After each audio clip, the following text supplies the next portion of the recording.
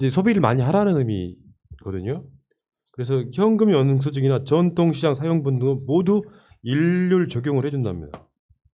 그래서 지금 그 조세특례 제한법 개정안 이것도 지금 통과를 했는데 4월부터 7월까지 근로자가 신용카드, 체크카드 등으로 사용한 금액에 대해 소득공제율을 80%로 상향하는 내용을 담고 있답니다.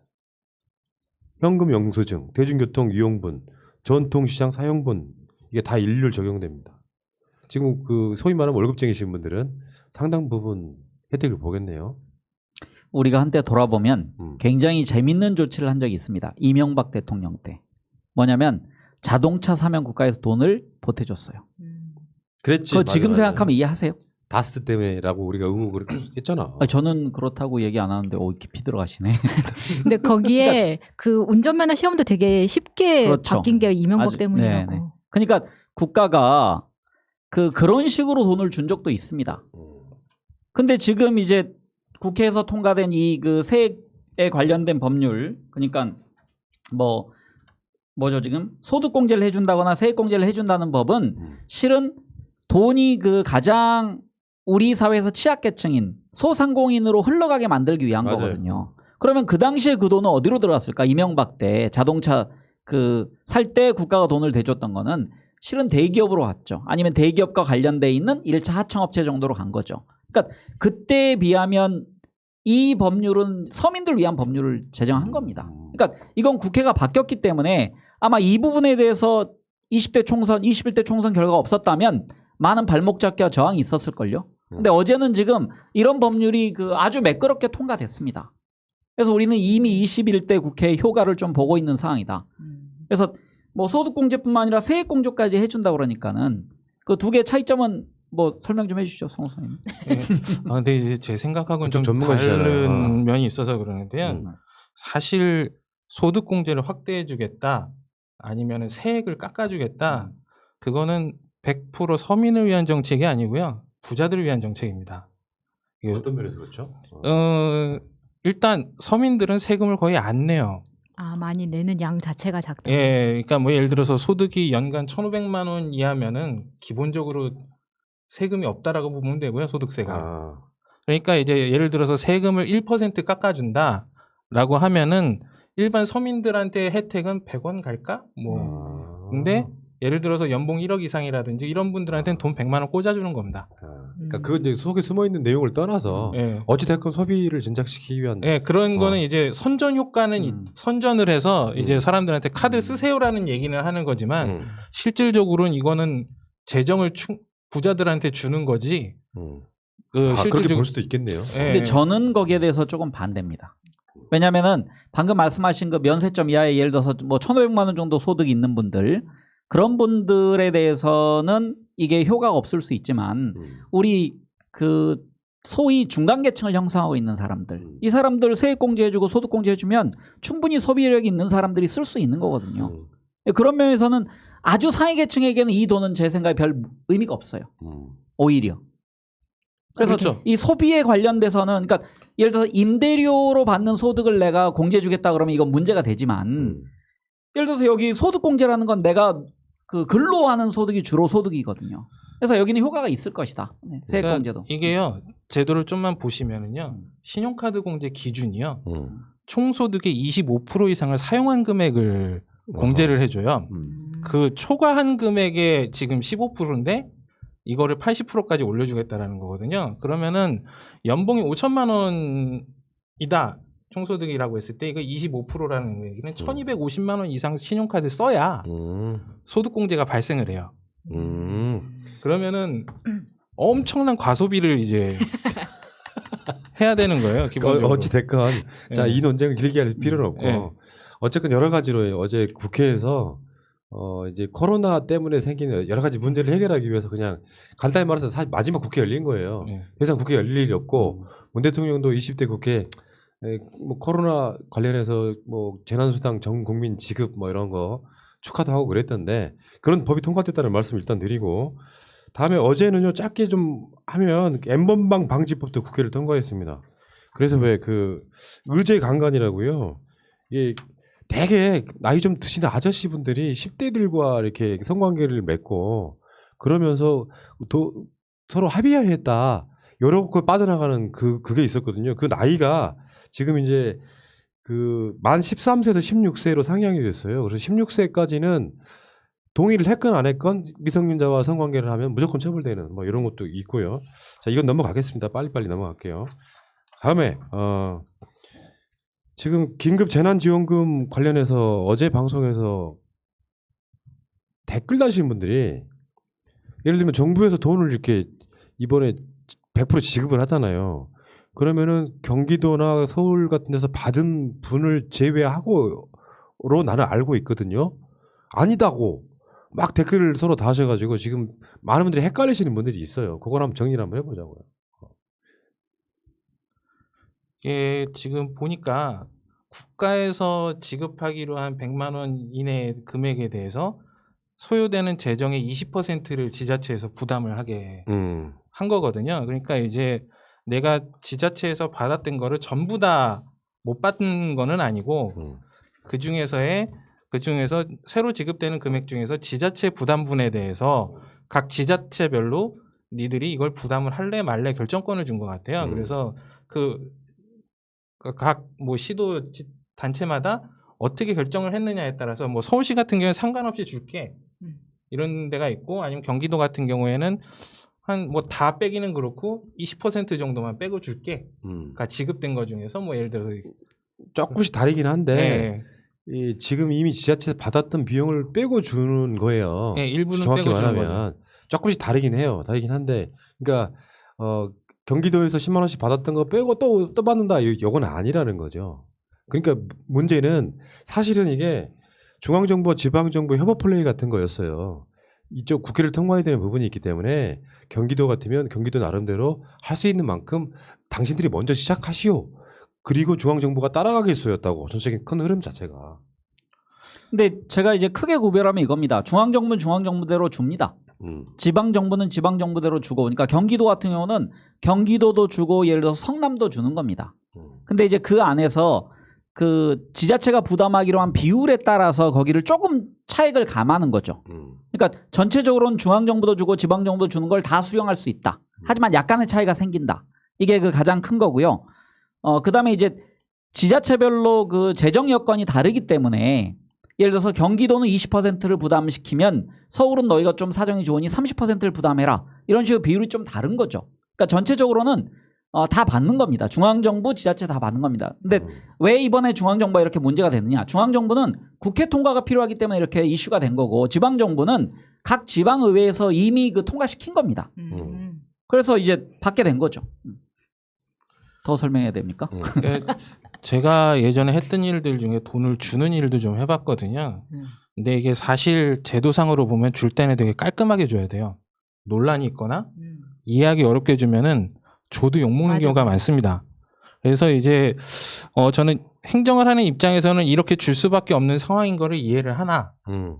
근데 이제 국민들 입장에서는 주려면 깔끔하게 주지. 왜 누구는 주고 누구는 뺐고 어딘 다르고 심지어 뭐 4인 이상 같은 경우에는 다 100만 원이잖아요.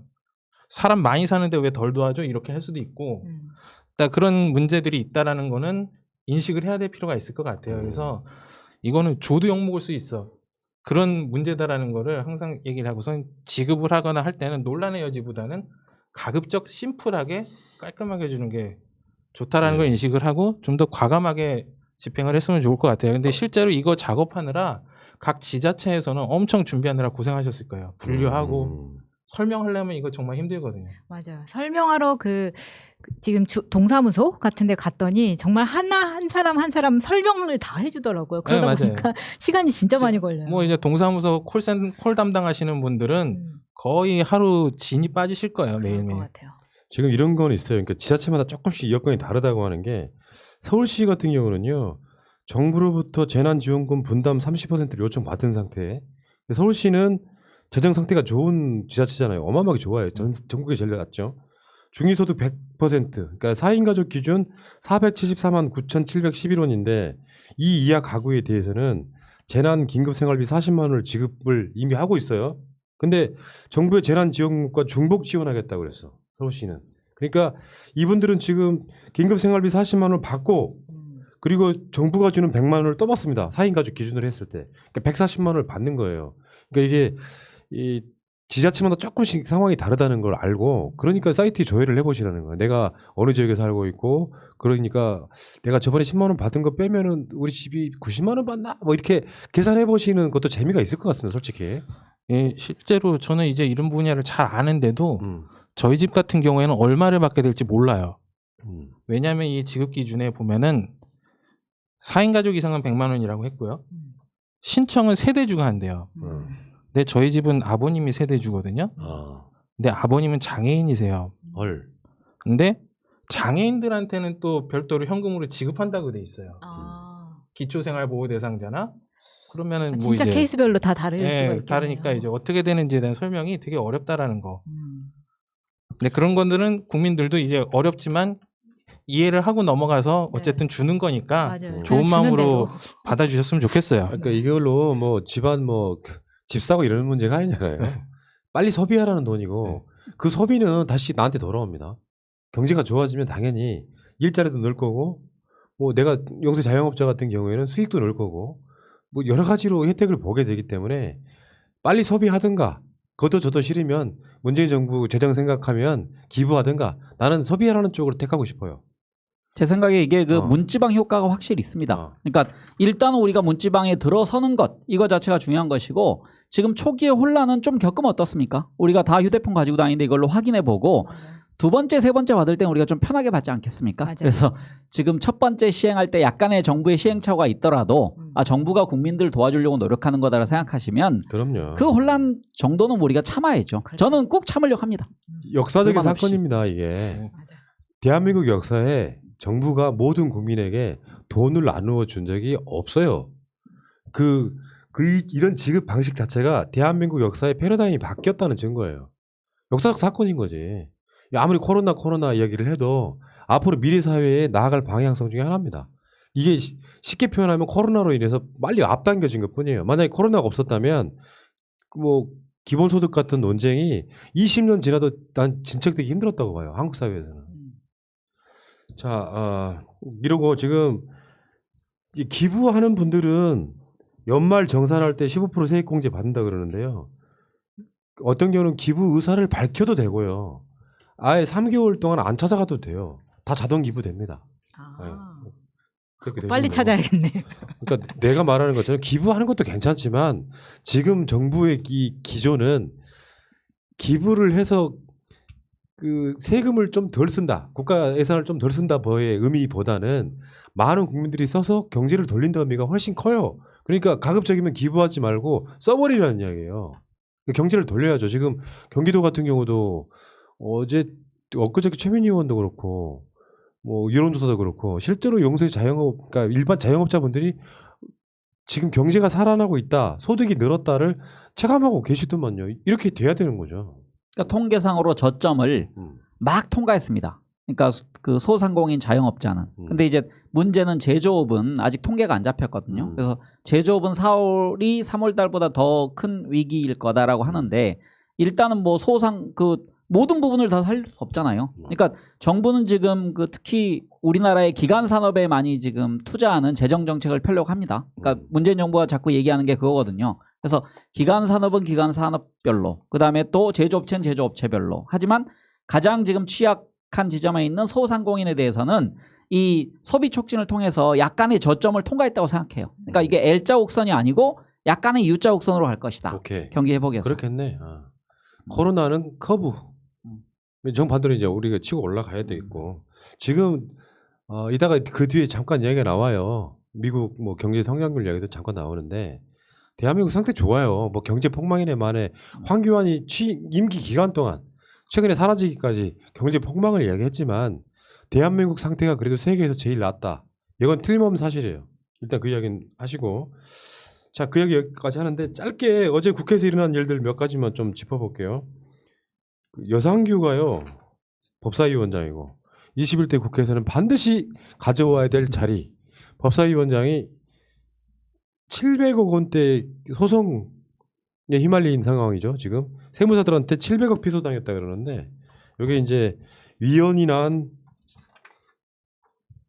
2018년에 해당 그 세무사 관련한 내용이 뭐냐면은 그 변호사에게 세무 대리 업무를 허용하되 세무사법에 명시된 업무 범위 8가지 가운데 핵심 범위인 회계 장부 작성과 성실 신고 확인 등 2가지를 제외하는 게 지금 이번에 개정안의 골자인데 이게 이전에 이렇게 고치기 전에 있던 기존 세무사법이 위헌이 났기 때문에 올해 1월 달까지 고쳐야 되는 상황이었는데 못 고치는 상황이 돼서 법사위원장이 아니 뭐 특별한 내용이 크다기보다는 법사위 여상규가 아주 말년에 꼬이는구나 이런 생각이 들어서 한번 가져와 봤어요. 700억 원짜리 지금 소송을 당했다는 거죠. 근데 이건 여상규 혼자 당한 게 아니고요. 그 이제 세무사협회에서 여상규와 여야 간사를 비롯한 그러니까 법사위원회에 대해서 그 업무를 제대로 하지 못했다라고 본인들이 그 소송을 제기할 예정인 겁니다. 아직 소송은 하진 않았는데 그래서 여상규라는 사람이 어제 본회의에서 회의장에서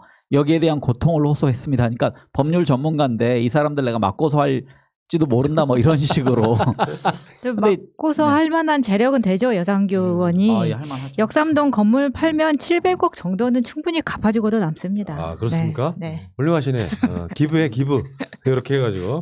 근데 저는 이제 근본 문제를 어디서 찾고 싶냐면요. 이게 뭐 변호사회가 맞네, 뭐 세무사회가 맞네가 아니고 이게 20대 국회가 해야 될 일을 제대로 안 한 겁니다. 그래서 있어야 될 법률이 지금 미비된 거예요. 그러면 작년에 미통당이 예를 들어서 장애로 나갔을 때 이런 것들 할 일은 하면서 장애로 나갔어야 되는데 할 일을 안 하고서 장애로 나가다 보니까 법률에 미비가 생긴 겁니다. 자, 어쨌건 지금 올해 1월 달부터 이 법이 안 만들어지면서 세무사를 개업을 할 수가 없어서 세무사법 자체가 실효돼서 이 세무사가 개업할 수 있는 법률적 근거가 사라진 상태거든요. 너무 심각한 것 같아요. 그러니까 빨리 그거 처리했어야 되는데 안 되는 것 같고. 기본만 그 설명하면요. 그러니까 세무사법에 명시된 업무범위 8개인데 그중에 지금 그 2개를 변호사가 하지 말고 우리가 고유 영역으로 달라는 게 뭐냐면 지금 회계장부 작성하고 이게 기장이란 거, 그다음에 성실 신고예요. 그럼 우리가 세무사 사무실에 왜 가냐? 이 2개 때문에 가거든요. 다른 걸로 안 가요. 그러니까. 다른 건 뭐 증여세 관련된 거, 뭐 상속세 관련된 거는 거의 갈 일이 없습니다. 그러니까 세무사의 주 수입은 이 2가지입니다. 이거를 세무사들만 고유하게 해달라. 그러니까 우리가 알다시피 변호사들은 변리사 자격증도 있고 세무사 자격증도 있어요. 영역이 다 있습니다. 하지만 그러니까. 변호사들이 일할 때 이 2개는 우리가 빼달라. 그럼 이제 이걸 만약에 빼지 않으면 어떤 일이 발생하냐면 변호사가 자기 밑에 사무장 두고서 세무사 업무를 할 수 있는 거예요. 변호사 자격증만 따면은 이거저거 다 할 수 있네. 이거는 대기업의 골목 상권 나가는 거랑 똑같은 거 아닌가요? 자, 일단 내가 이 이야기를 길게 하고 싶은 생각이 없었어요. 왜냐하면 핵심이 아니기 때문에. 다만 21대 국회에 유정의 미를 못 거둔 우리 여상규 씨 사실상 어제 이분의 법사위원장 임기도 사실 끝난 거죠. 사실상. 왜냐하면 국회가 안 열리면 의미가 없으니까. 진짜 꼴보기 싫다. 이 사람 불출마했기 때문에 앞으로 국회에서 볼 일은 사실 없다. 700억 물어내셨으면 좋겠다. 여기까지. 자, 그리고 하나 더가 지금 사실 이런 논란이 있어요. 인터넷은행법. 요거는 지금 인터넷은행의 대주주의 요건을 완화해서 K뱅크 같은 경우는 저도 가입이 돼 있긴 합니다만 거의 안 쓰거든요. 저는 카카오뱅크로 주로 많이 쓰는데 이게 지금 KT가 대주주로 참여할 수 있는 기회를 열어놔서 민주당 내에서도 논박이 되게 많았던 법이고 진보 계열에서 좀 조금 더 진보적인 분들은 이게 이제 대기업이 은행을 지배하는 상황이 오면 안 된다라고 반대를 했던 거고 그러니까 여기는 박용진 의원 같은 사람들이 대표적이죠. 근데 또 문재인 정부라고 하는 입장에서 보면 또 이게 어떤 면에서 보면은 인터넷 은행들이 활성화되는 데 있어서 대기업들을 막아버리면 또 산업 발전에 저해가 된다는 그 논리가 충돌을 하는 상황이라 어느 한쪽에다만 놓고 비판하기가 좀 어려운 애매한 그런 상황이긴 해요. 인터넷 은행법 어쨌건 통과를 했어요. 지금 저번에 한번 그 관련해 갖고 지금 부결됐었던 뭐 이런 기억이 있는데 이제는 통과를 했습니다. 그러니까 이제 대통령 입장에서는 이 법률이 통과돼야 되는 거고요. 아까 말씀하신 그렇죠. 대로. 왜냐하면 이게 4차 산업에 관련된 가장 핵심적인 그리고 새로운 은행의 형태죠. 그러니까 지금까지는 다 은행들이 지점을 갖고 나중에 뭐 온라인 뱅킹으로 갔는데 여기는 온라인 뱅킹 위주로 뭐 하는 거기 때문에 우리 그 카카오뱅크 하는 것처럼. 근데 아까 말씀하신 그 은산분리 문제가 있습니다. 그러니까 예를 들어서 KT 같은 은행 전문 업종이 아닌 기업이 여기 그 인터넷 전문 뱅킹으로 되는 데 있어서 실은 결격 사유가 있었거든요. 공정거래법 위반. 그럼 공정거래법 위반이면은 대주주 적격성 심사에서 떨어져야 되는데 예외 조항을 뒀다는 겁니다. 그래서 그런 면에서 논란이 됐었는데 저는 국회에서 이런 식으로 논의하는 것 자체는 굉장히 건전하다고 생각합니다. 맞아요. 네. 굉장히 중요하죠. 네. 그런 어떤 반대 토론들이 결국에는 또 다음번에 가서 개정에 어떤 반영이 되고 도움이 되거든요. 요거를 특별히 누구 찍어서 싫다 이러는 것보다는 이런 의제는 아니라고 생각해요. 왜냐하면 일장일단이 있거든요. 이 부분에 있어서는 이런 건데 앞으로 옛날 같으면 지금 되게 진영 대결 싸움으로 말도 안 되는 논리가 부딪혔는데 21대 국회 이상에서는 이런 논리들이 어떤 가치관에 따라서는 바라보는 시각이 달라질 수도 있는 중요한 지점이 아니었나 싶어요. 이거는. 이게 실제로는 제도 변경이 되면은 논란이 되는 지점이 발생할 수 있는지 감시를 되게 신속하고 정확하게 해줘야 돼요. 이게 제가 볼 때는 이제 KT가 대주주가 된다라는 부분은 상당히 위험한 부분이 있거든요. 그 중에 하나가 KT는 또 이제 다른 데와는 달리 공기업이 있다가 민영화가 되면서 약간 좀 정상적으로 돌아가지 않는 기업이 했던 이미지도 있어요. KTNG나 포스코나 KT가 어떤 오너가 없는 대기업으로서의 문제를 가지고 있거든요. 분명히 건전하지 못하고 어떤 특정 집단의 이익을 위해서만 좀 더 정확히 얘기하면 이제 정치의 전리품처럼 작동하는 거죠. KT나 포스코 그런 소지가 같은 있기 경우는. 때문에 그런 부분들 때문에 반대하는 부분들이 있기 때문에 우려되는 부분이 있다라고 하면은 이거는 이제 통과됐으니까 끝이 아니라 어떤 그러한 사례들이 나타나지 않게 오케이. 지속적으로 감시할 필요가 있다고 봅니다. 예, 알겠습니다. 자, 그 얘기도 여기까지.